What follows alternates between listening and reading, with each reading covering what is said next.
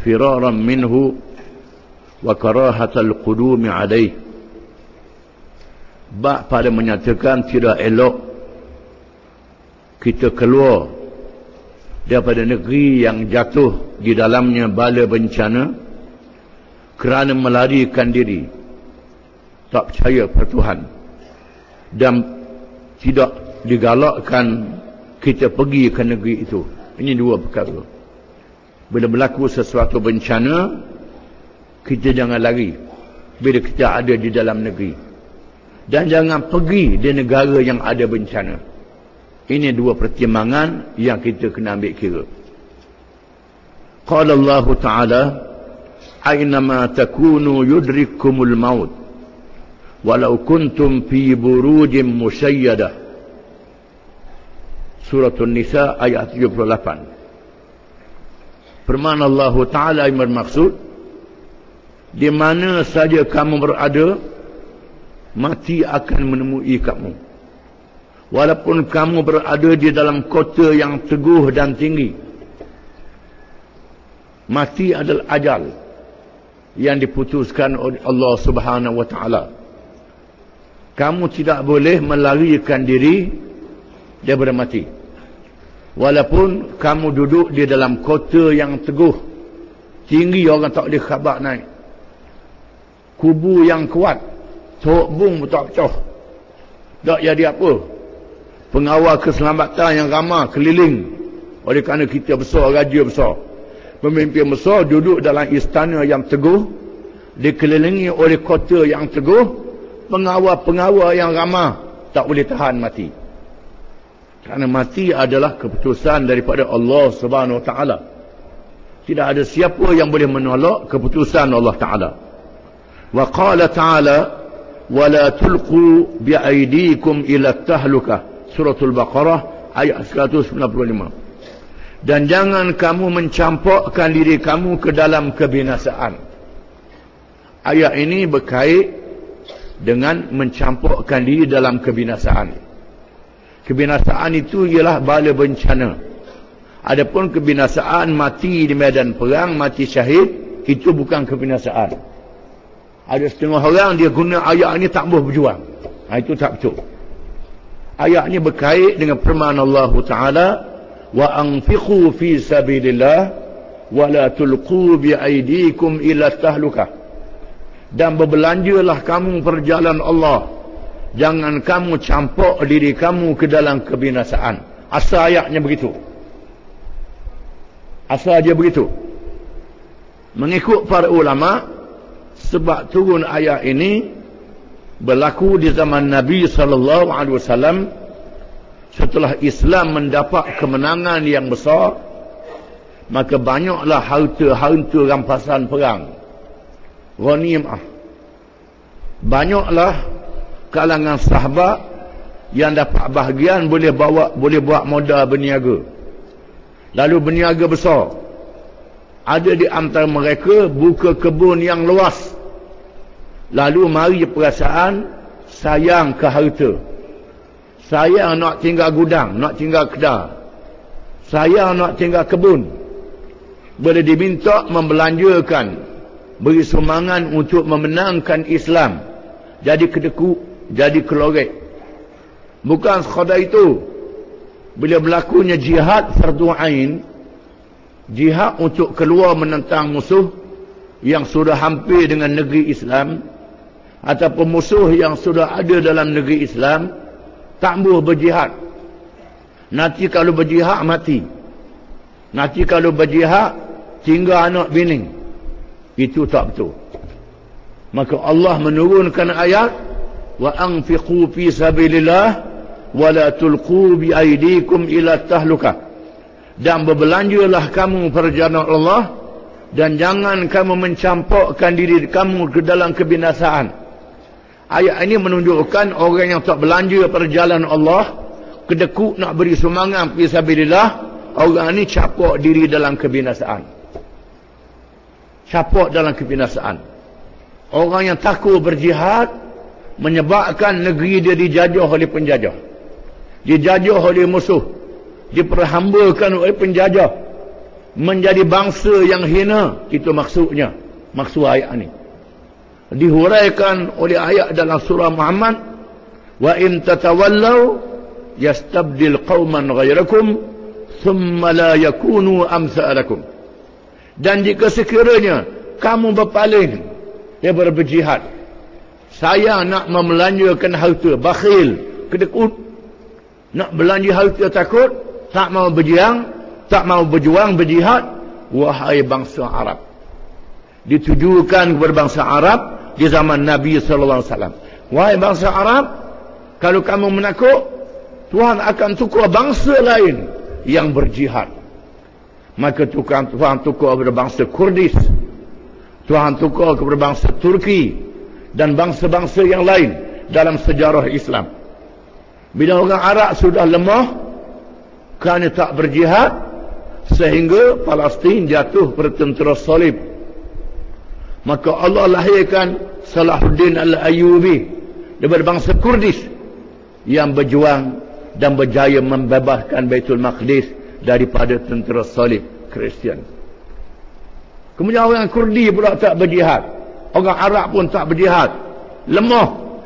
Tuhan tukar orang Turki mendirikan kerajaan Osmaniyah yang memimpin dunia Islam sehingga berjaya menawan Konstantiniyah ataupun Istanbul. Orang Turki pula lemah, tak berjihad. Semua orang Islam tak berjihad. Akhirnya habis dunia Islam dijajah oleh musuh, ditakluk oleh musuh-musuh Islam. Lepas tu mereka pecah-pecahkan negeri Islam, bagi sama-sama mereka di bawah kuasa penjajahan, kerana semangat perkauman masing-masing. Tinggal Islam, orang Arab dengan semangat Arab, orang Afghanistan semangat Afghanistan, orang Iran semangat Parsi, kemudian orang Melayu semangat Melayu, Indonesia semangat Indonesia. Pecah pula Mesirnya, Syamnya, Iraqnya, pecah pula. Semangat Terengganu, Kelantan, negeri-negeri pula pecah pula. Maka negeri Islam dijajah oleh musuh. Menunjukkan bahawa meninggalkan jihad, meninggalkan Islam membawa kebinasaan. Tetapi hadis yang kita baca ni berkait dengan penyakit taun, bala bencana. Hadis yang pertama, Ali bin Abbas radhiyallahu anhuma, anna Umar bin Al-Khattab radhiyallahu anhu kharaja ila Syam hatta idza kana bisarg laqiyahu umara'ul ajnad أبو عبيدة بن الجراح وأصحابه فأخبروه أن الوباء قد وقع بالشام. قال ابن عباس فقال لي عمر ادع لي المهاجرين الأولين فدعوتهم فاستشارهم فأخبرهم أن الوباء قد وقع بالشام فاختلفوا. فقال بعضهم خرجت لأمر ولا نرى أن ترجع عنه، وقال بعضهم معك بقية الناس وأصحاب رسول الله صلى الله عليه وسلم ولا نرى أن تقدمهم على هذا الوباء. فقال ارتفعوا عني. ثم قال ادعوا لي الأنصار فدعوتهم فاستشارهم فسلكوا سبيل المهاجرين واختلفوا كاختلافهم. فقال ارتفعوا عني. ثم قال ادعوا لي من كان هاهنا من مشيخة قريش من مهاجرة الفتح. فدعوتهم فلم يختلف عن منهم رجلان فقالوا نرى أن ترجع بالناس ولا تقدمهم على هذا الوباء. فنادى عمر رضي الله عنه في الناس إني مصبح على ظهر فأصبحوا عليه. فقال أبو عبيدة بن الجراح رضي الله عنه أفرارا من قدر الله؟ فقال عمر رضي الله عنه لو كان غيرك قالها يا أبا عبيدة، أي وكان عمر يكره خلافه. نعم نفر من قدر الله إلى قدر الله. أرأيت لو كان لك إبل فهبطت واديا له عدوتان إحداهما خصبة والأخرى جدبة، أليس إن رعيت الخصبة رعيتها بقدر الله وإن رعيت الجدبة رعيتها بقدر الله؟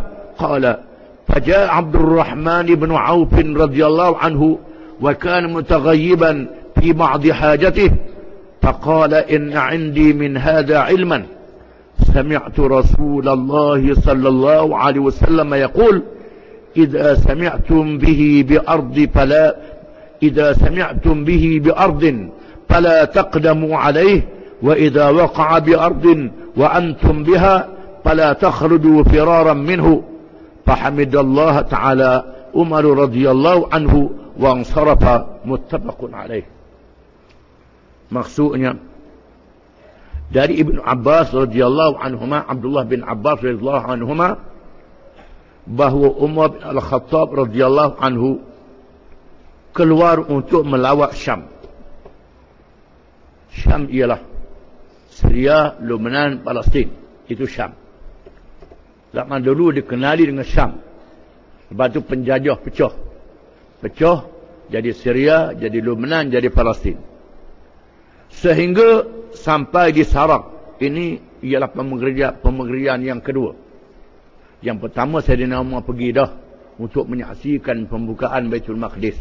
Lepas tu balik pergi pula nak melawat ke Syam. Siapa di Sarak? Sarak ni ialah satu daerah di utara Arab Saudi sekarang. Sepadan dengan Jordan. Siapa di situ? Lalu dia menemui pemimpin tentera. Pemimpin tentera Islam yang menunggu dia. Di antaranya Abu Ubaidah bin Al-Jarrah dan rakan-rakannya. Lalu mereka memberitahu bahawa wabak bencana yakni taun telah menimpa negeri Syam. Negeri Syam telah ditimpa oleh wabak penyakit taun.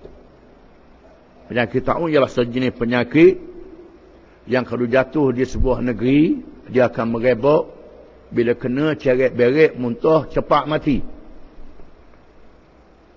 Mungkin kerana ramanya tentera-tentera yang mati. Sama ada tentera Islam yang syahid, yang dikebumikan. Tak apalah. Itu selamat. Di sana ada tentera-tentera Rom Byzantin. Yang mati terlalu ramai. Tak sempat nak kambuh. Mayat bergelempangan. Menyebabkan timbulnya penyakit taun. Kata Ibn Abbas, lalu Umar berkata kepadaku. Umar kata kepada Ibn Abbas.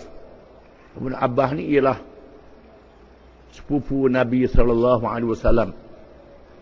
Seorang sahabat yang terlalu muda. Budak lagi. Dilahirkan ketika Nabi di Mekah. Ketika Nabi berhijrah dan Madinah, usia dia belasan tahun. Zaman Sayyidina Umar dia 20-an. Tapi Sayyidina Umar lantik dia jadi ahli majlis mesyuarat. Orang berdeki pasal apa anak-anak kami tak ambil. Sayyidina Umar kata dia alim. Walaupun umur dia 20-an, dia alim, dia ilmu banyak. Sayyidina Umar waktu bi ayat Quran, tanya suruh tafsir orang tak boleh jawab. Lalu Abdullah bin Abbas menjawab. Dan tafsirannya betul. Sayyidina Umar sendiri pun tak jelas ayat itu.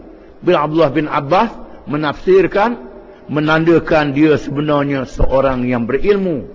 Kerana mendapat doa Nabi SAW ketika dilahirkan ke dunia. Lalu Umar berkata kepada Ibn Abbas, panggil kalangan muhajirin yang ulung. Aku nak mesyuarat dengan mereka. Kerana ada penyakit taun. Lalu Ibn Abbas kata aku panggil mereka. Lalu Sayyidina Umar bermesyuarat dengan mereka. Dan memberitahu kepada mereka bahawa wabak taun telah menimpa negeri Syam. Lalu mereka bertelengkah pendapat. Sebahagian mereka berkata awak telah keluar kerana urusan jihad. Kami pendapat jangan balik, teruskan saja. Setengah kalangan mereka mengatakan bahawa di sana ada lagi sahabat-sahabat Rasulullah yang lain. Ada orang lain di Syam. Walaupun kau tak pergi. Kami pendapat jangan pergi ke negeri yang ada wabak bencana ini. Setengah sahabat muhajirin kata jangan pergi. Negeri yang ada wabak, nanti kena penyakit. Nanti mati pula jadi masalah pada negara. Lalu Sayyidina Umar kata, beredar kamu semua. Kemudian Sayyidina Umar suruh Ibn Abbas panggil pula kalangan Ansar. Panggil orang Madinah pula, pembesar-pembesar sahabat di kalangan Ansar. Lalu Ibn Abbas kata, aku panggil mereka. Lalu Sayyidina Umar bermesyuarat dengan mereka. Dan mereka mengikut cara yang sama bertelengkah. Setengah mereka setuju pergi, setengah mereka jangan pergi. Nak pakai hak mana tak tahu. Lalu Sayyidina Umar beredar daripada aku, kata Sayyidina Umar. Kemudian Sayyidina Umar kata, panggil sekiranya ada orang-orang tua di kalangan Quraisy. Orang tua di kalangan Quraisy yang berhijrah sebelum pembukaan Mekah. Lalu aku panggil mereka. Sayyidina Umar kata tidak boleh bertelengkah dua orang di kalangan mereka. Kita dengar pandangan orang tua yang berhijrah sebelum daripada pembukaan Mekah. Biar mereka bersepakat. Mereka berkata, kami berpendapat engkau jangan pergi ke negeri yang ada wabak ini. Balik saja ke Madinah. Orang-orang tua di kalangan sahabat yang berhijrah sebelum pembukaan Mekah. Yang tua-tua mengatakan jangan pergi wahai Amirul Mukminin. Balik ke Madinah bila negeri ada wabak. Lalu Sayyidina Umar memanggil orang ramai dan menyampaikan ucapan, mari kita bertolak pulang. Mari kita balik ke Madinah. Lalu Abu Ubaidah berkata, Abu Ubaidah radhiyallahu anhu berkata, Abu Ubaidah ada. Abu Ubaidah ialah salah seorang 10 sahabat yang dijanjikan syurga oleh Nabi SAW. Yang dilantik oleh Sayyidina Umar menjadi panglima tertinggi tentera Islam di Syam dan menjadi pemerintah besar wilayah Syam. Di bawah dia ada sahabat-sahabat yang lain. Abu Ubaidah kata, afiraran min qadarillah, lari daripada qadar Allah ke? Kata Abu Ubaidah. Macam dia nganying perli pada Sayyidina Umar. Takut ke penyakit ta'un. Afiraran min qadarillah, lari daripada qadar Allah Ta'ala. Abu Ubaidah kata Sayyidina Umar, lau ghairuka qalaha ya Aba Ubaidah, kalulah orang lain cakap begini tak apa, ni mung cakap begini. Kata Sayyidina Umar, orang bekain juga. Dia kata begitu. Kalau orang lain cakap begini, tak apa, ni mung cakap begini. Naam, nafirru min qadarillah ila qadarillah. Kami lari dari qadar Allah menuju berqadar Allah juga, kata Sayyidina Umar. Lari berqadar Allah, pergi masuk berqadar Allah juga. Dua-dua qadar Allah. Apa pandanganmu? Kalau sekiranya mu ada unta, kamu berada di satu lembah, di sana ada dua kawasan. Satu kawasan yang subur banyak rumput dan satu kawasan yang kering. Adakah sekiranya engkau membawa untamu di padang yang penuh rumput, bermakna engkau membawa unta dengan qadar Allah? Jika sekiranya engkau bawa untamu di padang yang kering tak ada rumput, itu qadar Allah juga. Kata Sayyidina Umar, mu bawa unta turun satu lembah, sebelah ada kawasan rumput, untamu lapar. Sebelah lagi licin, rumput tak ada, batu je. Nak bawa ke mana? Kalau bawa hak yang ada rumput, qadar Allah. Bawa hak tak ada rumput, qadar Allah juga. Dan nak bawa ke mana? Mapulah unta tu. Bawa hak ada rumput lah, ini suatu ikhtiar. Tiba-tiba datang Abdullah bin Auf radhiyallahu an. Sedang kedua sahabat ni duduk berdialog. Mari Abdullah bin Auf. Bin Auf juga sahabat yang 10 yang Nabi janji syurga. Masa itu dia tidak ada kerana menunaikan hajatnya. Lalu Abdullah bin Auf berkata, aku ada ilmu berkenaan dengan ini, kata Abdullah bin Auf. Aku telah mendengar Rasulullah SAW bersabda, apabila kamu mendengar di satu lembah, apabila kamu mendengar di negeri itu ada penyakit wabak yang berjangkit, jangan kamu pergi. Dan apabila kamu berada di negeri itu, jangan kamu keluar lari daripadanya.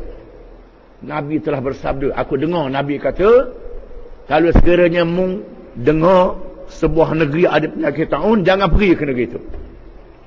Kalau sekiranya mu duduk dalam negeri yang ada penyakit taun, jangan keluar. Duduk di situ.